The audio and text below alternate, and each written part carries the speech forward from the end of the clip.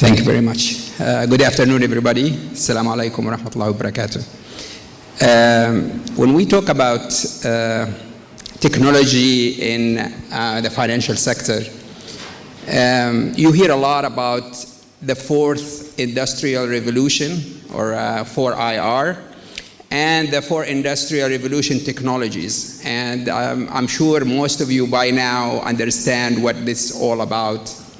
But I would like just to step a little bit back and tell you that if you look at the other three revolutions and what happened after each revolution, there was some kind of dominance for certain economies over the other economies. And I believe this is an amazing opportunity where basically all the rules get rewritten. And it is a great opportunity for our economies in the Islamic countries to actually play much better role. It's all up to us to decide, do we want to sit and watch other countries dominate and we just follow, just like we did in the previous revolution, or do we want to be leaders in this area? It is very, very critical question for us to answer. I just came from Marrakesh, the city of Marrakesh, where basically we had the annual Islamic Development Bank meetings. And I saw some really interesting projects. They are launching the Business Intelligence Center across all the Islamic countries. I thought that was amazing. They signed an MOU for the 100 banks that are working with the IDB, how to connect those banks. Very interesting initiative. But when I look at I'm sure most of you saw Apple Card and what they announced about a couple of weeks ago. It's very, very scary stuff. Really, if you look at what is happening in the technology of the IR, you will notice that there's 5 or 6 companies dominating. I'm not going to talk about the fintechs and the countries and the initiatives. Look at the dominance of those 4 or 5 countries in technology. 4 or 5 companies in the technology, and see how they are moving. Blockchain was talked about, and there's a lot of companies doing a lot of things around blockchains, a lot of initiatives. But then you saw Microsoft stepping in and building it as part of their infrastructure.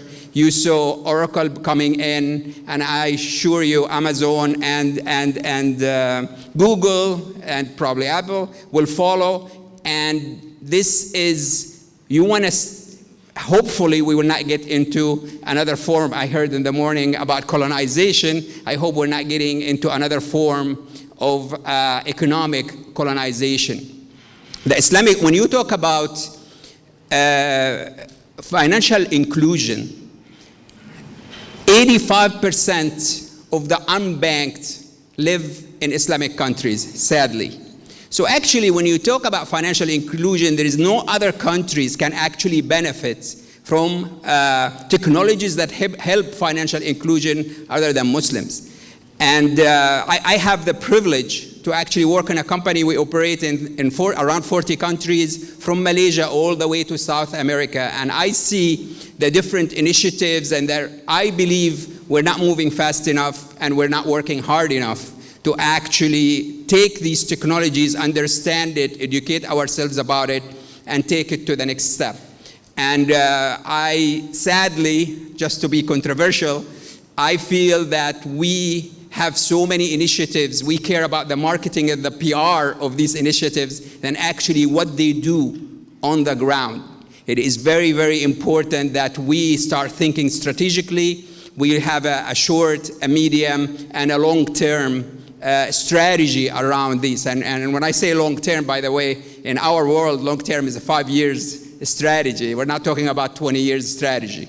So it is very important when we're talking about fintechs, and I am a believer, by the way, that fintechs, to me, has to be a partnership between those startups that you hear about and the banks. The banks still play a very, very important role in the fintechs. They are a great partner, and they have the word trust built into the banks. So I believe 2 or 3 years ago, everybody was talking about fintechs, talking about how this fintechs will take over the bank's business and all that. I think now people are settling down a little bit more, and they're realizing that banks have an amazing role in the ecosystem, and they will continue to play an amazing role in the next probably 20 years or 30 years. Going back to the fintechs and the importance of the fintechs, when we talk about the fintechs, we're talking about an ecosystem.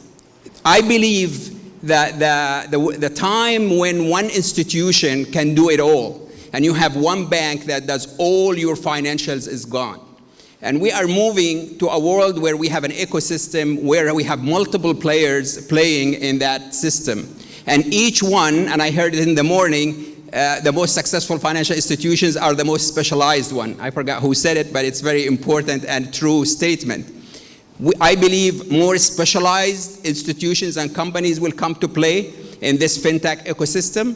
And when they specialize, they secure their place in this ecosystem. And then we have today, we found the conventional ecosystem is being built, and it's getting, all the pieces are coming together.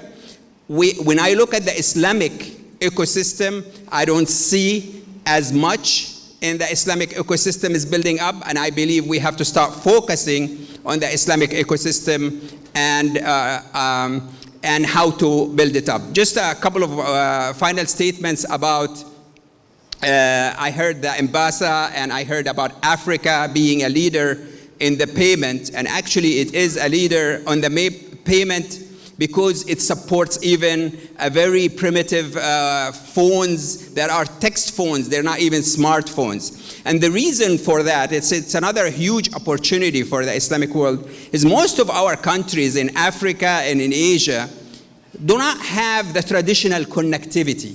So basically you don't have inland wires and the copper and all that. So the mobile technologies and the mobile networks actually brought these technologies to very rural areas in Africa. And this is why you will notice that these kind of technologies are very successful, because in a village where they never had a phone, all of a sudden they have a mobile, and you find a person who's a leader in that village. Everybody comes to him, and actually they do their financials through this mobile. So we go back to the financial inclusion and how amazing these technologies can actually play into this space. I believe the opportunity is tremendous for our countries. I believe we are living in very exciting times that we can do so much with it. But the threat is just as big, and it's up to us. What do we want to do and how we want to act? And that actually will tell what is going to happen in the future. Thank you very much. Thank you. Thanks a lot, Mohammed. It's very inspiring talk. That's great.